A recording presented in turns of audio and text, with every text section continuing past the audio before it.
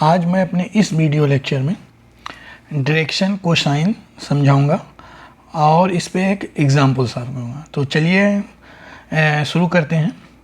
अब मान लीजिए इसमें 3D में यहाँ हमने दे रखा है एक डायग्राम। ये मान लीजिए आपका x एक्सिस है, ओके, ये y एक्सिस है और ये z एक्सिस है। अब मान लेते हैं ये कोई वेक्टर है p पॉइंट है, इसका पोजीशन वेक्टर हम मान लेते हैं x, y, z है, ओके। अब ये पोजीशन है तो ये वेक्टर r से हम इसको रिप्रेजेंट करते हैं, ओके। तो जब हम इसको एक्चुअली में जब पोजीशन वेक्टर p का या ये मान लीजिए वो पॉइंट है तो वेक्टर r को हम कैसे लिखते हैं, r equal to x i cap y j cap z k cap, okay. अब हमको एक्चुअली में निकालना है डायरेक्शन कोसाइन। डायरेक्शन कोसाइन वो होता है कि हर एक्सिस से जो एंगल बने, ओके। जैसे मान लीजिए ये r पॉइंट है और ये y एक्सिस से कितना बना रहा है, तो यहाँ डायग्राम में दे रखा है ये बीटा एंगल बना रहा है, ओके। अब इसका डायरेक्शन कोसाइन ले लें, यानी कॉस जो है इसका हम बीटा ले लें, क्या होगा, ओके। सेम अगर मान लीजिए x एक्सिस से यहाँ देखिए डायग्राम में अल्फ़ा एंगल बना तो ये कॉस अल्फ़ा कर देंगे डायरेक्शन का कोस। और सिर्फ हम ये पॉजिटिव x एक्सिस का ले रहे हैं, बाकी निगेटिव का नहीं ले रहे हैं, ये ध्यान रखिएगा आप लोग। तो सिर्फ पॉजिटिव के जो एक्सिस से बनेगा हम उसी को ले रहे हैं। ये क्या होगा फिर कॉस गामा क्या होगा, ओके। तो कोसाइन ये जेड एक्सिस से हो जाएगा कॉस गामा, ओके। तो आर यहाँ हमने एक वेक्टर लिया है, ओके, पोजीशन वेक्टर, और ये जो एंगल बना रहा है एक्स एक्सिस से अल्फ़ा, वाई से बीटा और जेड से गामा बना रहा है, ओके। अब हमको इसका निकालना है direction cosine, cos alpha, cos beta, cos gamma. हम कॉस बीटा इसलिए निकाल रहे हैं क्योंकि इसमें पिक्चर में ये थोड़ा क्लियर है। तो ये आप देख लीजिए कॉस बीटा है, तो यहाँ से ये वाई एक्सिस से है, तो अगर इस पर हम ऐसे लाइन खींचेंगे तो ये जो एंगल होगा ये परपेंडिकुलर बनेगा। अब ये जो हो जाएगा आपका, यहाँ से आप ये देखेंगे ये y हो जाएगा, ये इसका y डायरेक्शन में जाएगा, सॉरी y ये एक्सिस है तो सिंपली ये y डिस्टेंस पे होगा, ओके। ये 90 डिग्री हो जाएगा, ये हाइपोटेनस हो जाएगा, ओके। तो इसमें हम क्या करेंगे, जब जानते हैं कॉस बीटा इक्वल टू क्या होता है, अब पढ़े होंगे राइट एंगल ट्रायंगल में। मान लीजिए ए बी सी है और ये थीटा कास, मान लीजिए थीटा है जो भी है, ओके। तो हम लोग पढ़े होंगे कॉस थीटा इक्वल टू, यहाँ बेस हो जाता है ये परपेंडिकुलर, ये हाइपोटेनस, तो कॉस थीटा क्या होता है बेस अपॉन हाइपोटेनस, ओके। तो यहाँ भी हम सेम कॉन्सेप्ट लगाएंगे कॉस बीटा। तो आप यहाँ देखेंगे यहाँ क्या दिया हुआ है, आर दिया हुआ है, तो ये आर हो जाएगा और इसका बेस कितना दिया हुआ है, वाई होगा, ओके। सॉरी यहाँ बेस अपान होता है हाइपोटेनस।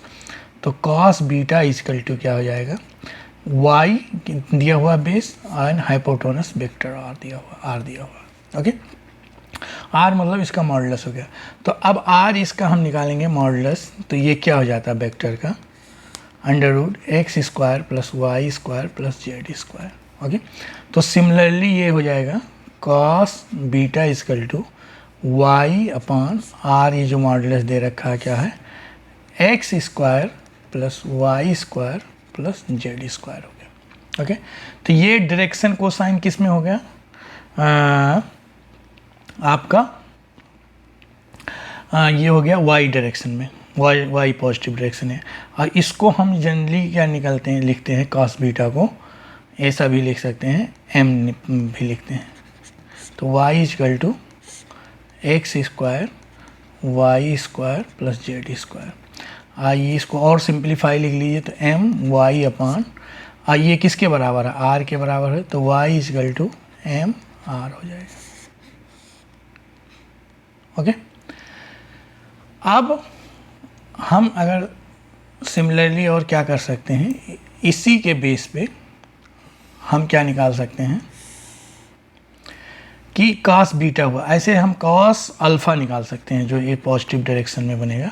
तो इस केस में x एक्सिस है, तो ये जो बनेगा यहाँ x अपॉन क्या हो जाएगा, x square plus Y square plus Z square, और इसको हम सिंपली लिखते हैं cos अल्फ़ा को L से, तो x अपॉन ये हो जाएगा आपका r, तो x इक्वल टू हो जाएगा एल आर। ओके, अब आप ध्यान से देखें, ये cos बीटा इक्वल टू आ गया और cos अल्फ़ा आ गया। अब cos गामा को भी हम लिखें जो जेड एक्सिस जेड डायरेक्शन में बनता है। ओके, तो इसमें करेंगे, यहाँ जेड एक्सिस है तो ये अपॉन आपका आ जाएगा जेड, ये हो जाएगा सेम आपका x square y square plus Z square. तो इसको हम पढ़ते हैं एन जेड अपॉन आर, ये x square plus under square square z square equal to किसके बराबर आर, तो z equal to N r हो जाएगा। ओके, तो अब आपका जो डायरेक्शन कोसाइन निकल के आया, एक तो आया आपका direction cosine cos beta equal to y upon under root x square y square z square. दूसरा आपका आया cos alpha equal to x upon x square under root x square plus Y square z square. तीसरा जो निकल के आया direction cosine cos gamma equal to z upon x square plus Y square plus Z square. और cos alpha को हम लोग क्या पढ़ते हैं, एल पढ़ते हैं, cos बीटा को एम और cos गामा को एन पढ़ते हैं। ओके, तो ये आपका ये निकल के आया, यानी अब इसका जो पोजीशन वेक्टर निकल के आया, पोजीशन पी का हम x कामा वाई कामा जेड के फॉर्म में है, तो इसको हम और क्या लिख सकते हैं, एक्स वाई जेड को हम क्या लिख सकते हैं, l r m r n r. क्यों, क्योंकि आप देखेंगे एल इक्वल टू क्या निकल के आया, X equal to L R आया, Y equal to M R और Z equal to N R आया। ओके, तो इसको हम क्या बोलते हैं, इसको बोलते हैं हम आल्सो, ये जो पॉइंट निकल के आया इसको हम बोलते हैं अलग अलग डायरेक्शन रेशियोज। ओके, यानी जो अलग अलग कोऑर्डिनेट निकल होते हैं उसको हम क्या बोलते हैं, डायरेक्शन रेशियोज भी बोलते हैं, यानी l r m r n r ये है।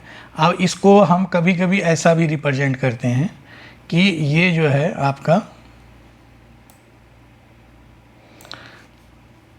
ए इजकल टू करते हैं l are, b equal to M r, c equal to N r. Okay, तो ये आपके हो जाते हैं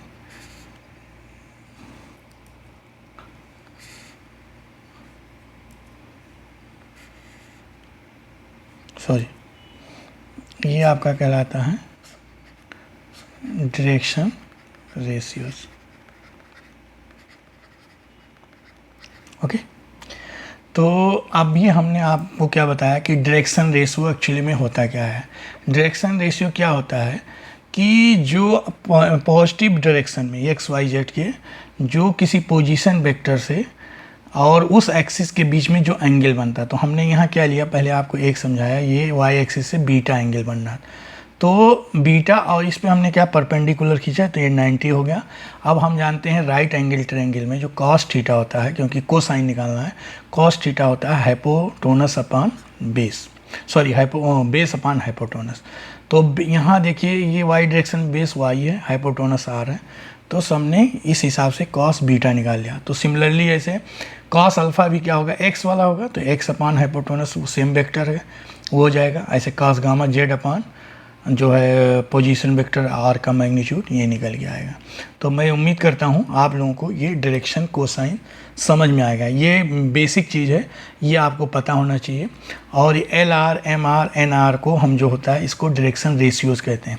कभी कभी इसको हम लोग ए से रिप्रेजेंट करते हैं, तो A equal to L are, B equal to M R और C equal to N R. और इस सब में एक रिलेशन होता है कि A square plus B square plus C square equal to 1 होता है।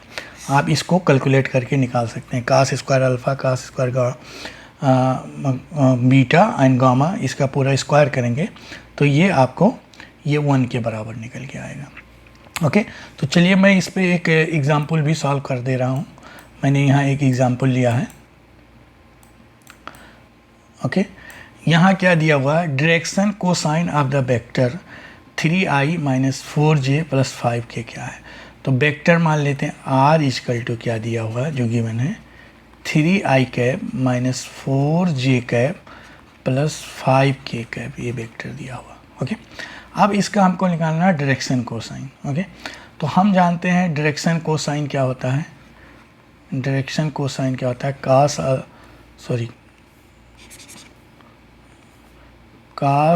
अल्फ़ा ये यल होता है, दूसरा m equal to cos beta n equal to cos gamma, ये डायरेक्शन कोसाइन होता है। तो हमने अभी क्या पढ़ा था, डायरेक्शन कोसाइन का जो कॉस अल्फ़ा होता formula x upon under root x square plus Y square plus z.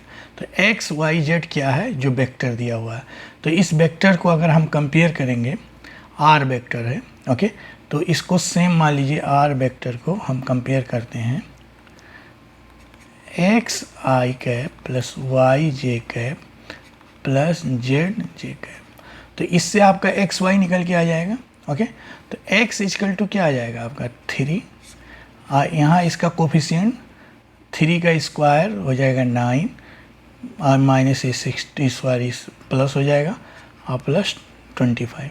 तो ये क्या आ जाएगा 3 अपान 50, इसका मतलब आ गया 3 upon 5 upon under root 2। Okay, ये आ गया आपका पहला direction ratio 3 upon 5 under root 2। Okay, और सिमिलरली ऐसे दूसरा हम निकाल लेंगे m इक्वल टू या कॉस बीटा क्या होगा y अपान क्या होता है x square plus Y square plus Z square. अगर आपको अभी भी कन्फ्यूजन है तो यहाँ आप देख सकते हैं हमने क्या लिखा था कि cos beta equal to m equal to क्या y upon X square plus Y square plus Z square. Similarly gamma का ये तीनों फार्मूला है, cos alpha cos beta cos gamma. तो हम सेम वही फार्मूले का यहाँ इस्तेमाल कर रहे हैं। तो ये आपका क्या हो जाएगा cos beta equal to y कितना है -4 है। अभी हमने ये निकाला है x square plus Y square z square कितना 5 अंडर रूट 2। तो ये हो जाएगा 5 under root 2। It means m equal to -4 upon 5 under root 2। Okay, आप इसे निकाल सकते हैं कास गामा। कास गामा में क्या होता है, ये जेड होता है। तो ये हो जाएगा सेम आपका formula x square y square plus Z square. Okay, तो ये इसको हम n से रिप्रेजेंट करते हैं। तो n जेड आपने क्या क्या निकाला है 5 और ये है 5 प्लस 5 अपान 5 अंडर रूट 2। तो 5 ये कैंसिल हो जाएगा, n equal to 1 upon under root 2। Okay, तो ये डायरेक्शन रेशियो क्या निकल गया है 3 अपान 5 अपान अंडर रूट 2। तो पहले ऑप्शन में नहीं, ये गलत हो गया। देखिए ये सिर्फ बी ऑप्शन में है, ऐसा सी में तो हो सकता है बी है। अब ये भी देख लेते हैं एल एम इक्वल टू कितना निकल गया। यहाँ हम दोनों एक साथ लिख लेते हैं, इससे आपको ऑप्शन निकालने में आसानी हो। डायरेक्शन रेशियो क्या निकल गया है आपका जो आया equal to 3 upon 5 under root 2 -4 upon 5 under root 2 1 upon under root 2। ये निकल गया है डायरेक्शन रेशियो। तो इसमें आप देखेंगे तो सिर्फ बी ऑप्शन सही है, इसमें देखेंगे। ओके, क्योंकि इसमें जो डी ऑप्शन मिल रहा था तो यहाँ माइनस होना चाहिए, तो माइनस नहीं, तो डी गलत है, बी है। तो इसमें अब मैंने बहुत सिंपल सा क्वेश्चन है, ये वेक्टर दिया हुआ, इस वेक्टर से हमको एक्स वाई जेड उसके जो कोफिशिएंट है सिंपली ये फार्मूले में मैंने रख दिया, सिंप्लीफाई करके ये बता दिया है। मैं उम्मीद करता हूँ आप लोगों को ये डायरेक्शन कोसाइन एंड इस पे जो एग्ज़ाम्पल है वो समझ में आ गया होगा। मैं ऊपर वाले ने चाहा तो मैं आपको नए वीडियो में मिलूँगा और क्वेश्चन के साथ। Okay, thanks a lot for watching my this video lecture.